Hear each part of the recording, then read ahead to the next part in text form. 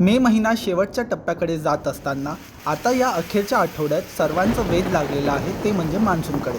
अंदमान आणि निकोबार बेट समूहांवर मोसमी वाऱ्यांना सुरुवात झाली असून त्यामुळे यंदाच्या वर्षी केरळात आणि पर्यायी महाराष्ट्रात मान्सून निर्धारित वेळेआधीच पोहोचण्यासाठीची पूरक वातावरण निर्मिती होताना दिसत आहे.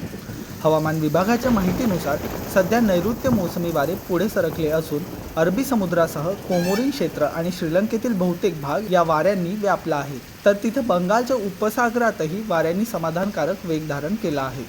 हवामान विभागाच्या माहितीनुसार पुढील 2 ते 3 दिवसांमध्ये मान्सून मालदीवला पूर्णपणे व्यापत दक्षिण अरबी समुद्रासह बंगालच्या उपसागरात पुढील प्रवास सुरू करेल.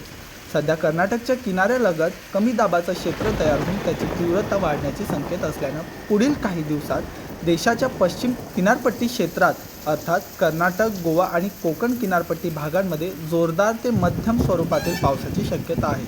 त्यामुळे आता केरळात मान्सून 27 मे आणि त्यानंतर 1 ते 5 जून दरम्यान तो महाराष्ट्रात धडकण्याची शक्यता आहे.